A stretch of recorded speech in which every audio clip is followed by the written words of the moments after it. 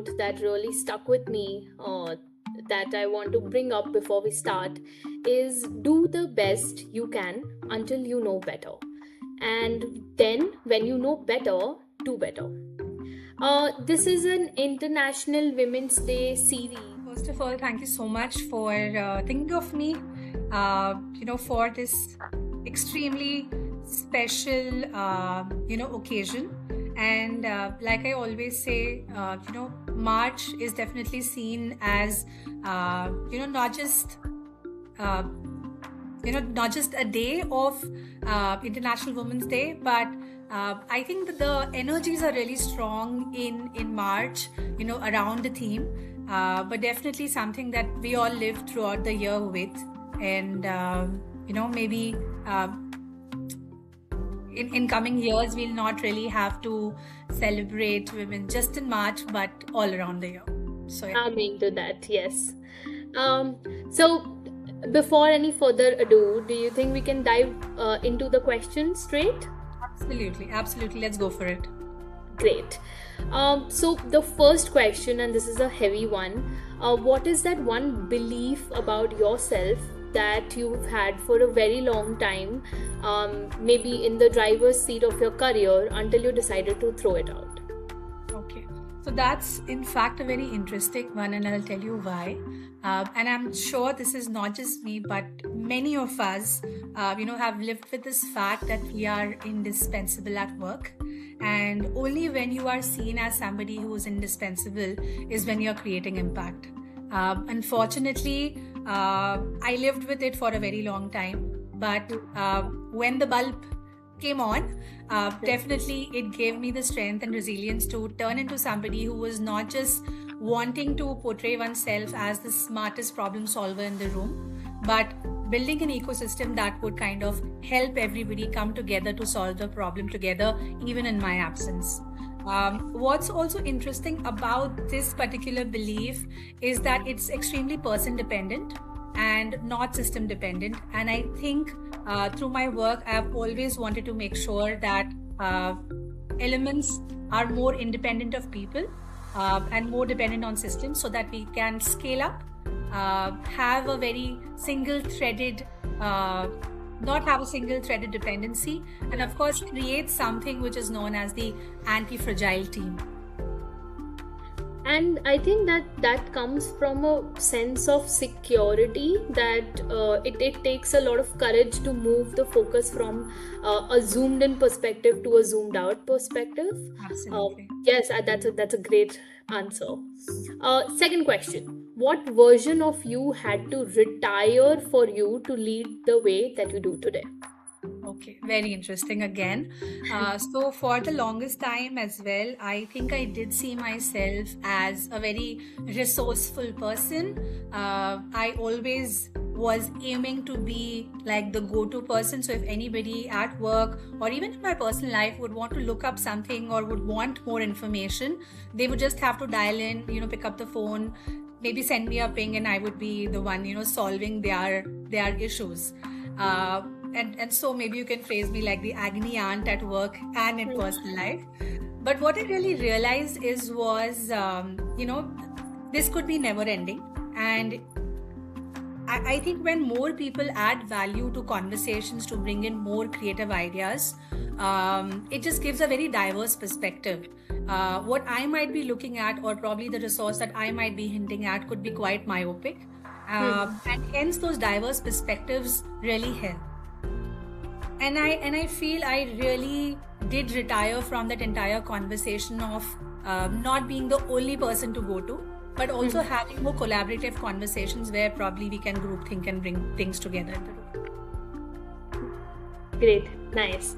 One question.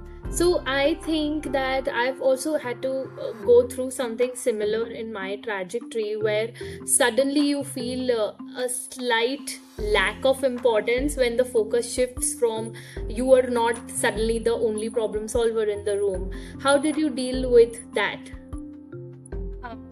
I think what I realized, and the shift came in when I realized that if some other ideas are working, I think they are worth listening to. And I think the element I really built for myself over the years has been the element of listening to what people have to say. Unfortunately, sometimes the voice in our minds is just so loud that we are unable to comprehend the perspective of other people. And I think the virtue of listening has really helped me develop that entire ability to understand other perspectives as well. That's a very, very fresh take on and a different angle to look at the entire thing. Nice. Third question, was there a compliment you received growing up that actually limited you? So this happens to be my 20th year of working in learning and development. So I see myself as somebody who's just finished the teens, at work, and I'll really like to answer this from a work perspective. It's so interesting that all my working career, I kept listening to something which apparently could sound quite pleasing and could sound like a compliment. Was a statement that when I would meet people and make conversations, and by the virtue of the conversation, when I would tell them that I've worked in IT, I've worked in consulting, I've gone ahead, worked with the rail industry with Bombardier and Alstom. People would just turn back and say, "Oh, but you look so young." And what I did realize that maybe they were not meaning to sound mean, but I think this entire conversation kind of limited me from the perspective that I really had to work very, very hard, harder than what I was doing to build my credibility. And what it really did to me, I think I was extremely hard on myself, and this is a feedback I've received from a lot of my ex-colleagues, ex-bosses, that extremely hard on myself, over-prepare, try to over-explain conversations, try to overprove sometimes, and so hence being extremely hard on myself. And what I realized, of course, and I'm still trying to tell that to myself, is it's extremely important that we bring in more clarity in our conversations, because I think that will help build more credibility. We can't really stop people from thinking the way they do, but I'm sure with women, and the experience that they carry and probably the age that they are in, kind of plays a role in building a sketch around who they are as a personality. What I'm seeing is a very, very encouraging trend now, with a lot of young leaders, women leaders coming into in the forefront. But if I would like to say, back in our days, it was still judged. And hence I kind of felt that compliment didn't really work for me and kind of limited me. You've also done NLP, if I am right here. Do you think this is a classic example of deletion distortion? Absolutely. And I think the notion kind of stayed with me for a very long time. And I have, in fact, you're right, after I did go through the 5-day exhaustive workshop, and when I say exhaustive, I'm not saying physically, but I think it was exhaustive mentally, because there was so much conversation that was not just happening in the room, but I think there was a lot of introspection that I did for myself. And yes, the limiting beliefs definitely came down a lot, because I kind of realized that the narrative was just in my head. That's very good, and I'm really glad that you had reached to that point.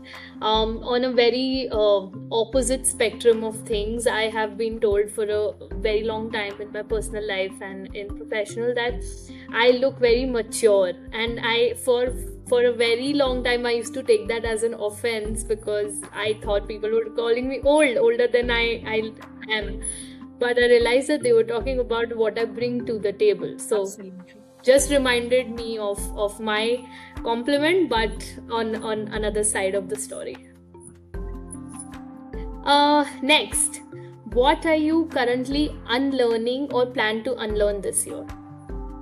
Okay, so specifically for this year, I think the goal that I have for myself that I set right at the start was that if anything is uncomfortable or is causing discomfort, does not mean it's bad. I think it is just an opportunity to reevaluate where do I stand. And of course, that helps me shift my way of thinking. Not always wanting to, think of the fact that I am okay and they are not. That's not a narrative I really want to set for this year. I really want to understand that why is that discomfort really coming in, and what is that I can do to neutralize, this entire conversation. So, getting more clarity, understanding what can do, what can work better, how can I really bring in more sync in the conversation to bring that discomfort down, and of course, bringing it in an entire emotional range, for myself, apart from resilience.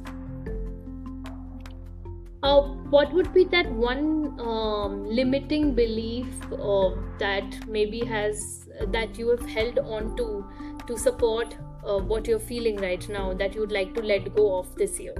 Yeah, so like I said, that I'm okay and they are not. I think this is a narrative that we keep telling ourselves in our mind that, I am doing everything that's just so perfect, and maybe people don't understand my ways of working. And that's a narrative that really needs to change for many of us, and to look at different perspectives. And I think that will really bring down a lot of discomfort. That's something to reflect on. Yes, you're right. Moving on. What would you unteach your 22-year-old self? Wow. Okay.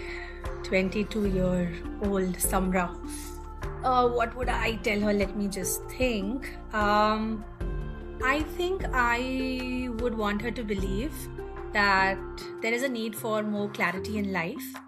And talent will take you till a certain stage in your life. But post that, it is extremely important to have sponsors, to have mentors who can guide you, because charisma can take you, till a certain limit. Talent can definitely help you build that charisma, but what's really going to help you in future is the clarity of what you're doing, what your goals are, where is that you want to reach. I think that could really help. Wow. Yeah. Next question. What label have you outgrown in life? Okay, so one element, because for the kind of person I am, and I'm sure when people who see me, who know me, will see this, will realize that whenever something resourceful needs to happen or a creative idea needs to be generated, I usually am labeled as somebody who's creative and can think out of the box and extremely energetic. I would really want to transcend that entire label into being somebody who's a catalyst, use my energy into bringing more change and bringing in more progress, rather than just seeding the thought of the idea. So I really want to be seen as somebody who is a catalyst. I am on that path. I'm not sure if I've outgrown it, but I'm really working towards it. Great. And I wish you all the best with that. I really hope by the end of this year, we have another conversation where you tell me, Kavisha, this is what I've outgrown in my year so far. Sure. Last question, and this is a fun one. If a movie had to be remade with you being the protagonist, which will that be and why? Okay, so that's a very easy one, and I could say this in my sleep as well. So me being a movie buff, the Mona Lisa Smile, which came out in 2003, is definitely going to be the one. It's quite interesting, and I could really correlate to the character a lot. So for a large chunk of my career, I've also been a leadership facilitator.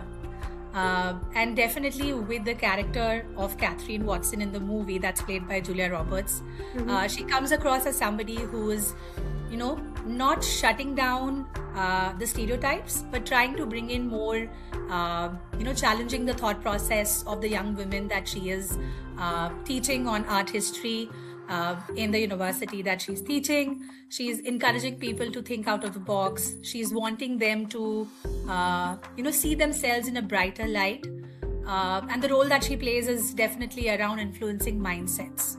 And that's been like a forever favorite movie. And I think in the role that I've played in my life, specifically professionally, I have had those beautiful magical moments where my trainees have come back and given me that compliment. So yeah. Oh, wow, that's really nice. I am very, very thankful that you joined us today. Before we end this really heartfelt conversation, is there a message that you'd like to give to younger women who have just joined or maybe are in the industry for a lesser period of time? And if you could pass one question that we would like to ask another guest of ours tomorrow, then what would it be? Great. So my message to young women who are joining the workforce or who would even want to start off, something on their own. I think if you've taken that decision, kudos to you. First of all, big compliments. Second thing is it's going to be tough, but you have to make your work and wade through. Work hard on yourself. Be a learner for life. Challenge the status quo, but also listen a lot. I think those are some of the virtues I will really like to pass on to all of you. One question, I would not say a question, but I would say a compliment that I would really want to pass on to the next speaker that you will be interviewing. Because I'm sure there are a lot of questions that are asked, but not too many compliments that are given. And please give my compliment to the next leader that we're very, very proud of her, and I'm sure she's putting her best. That's such a sweet gesture to make. Thank you so much. And with that, I wish you and all the strong, resilient, soft and women a very happy International Women's Day. And we hope and pray that there comes a time where we celebrate women all around the year and not just one day, like you Absolutely. said. Thank you so much, Kavishan. It was great having this conversation with you. Really looking forward to see how this entire series comes out, and I get to hear the other leaders as well. Thank you so much. Thank you so much. You have a great day, Samrah. Have a great day. Bye-bye.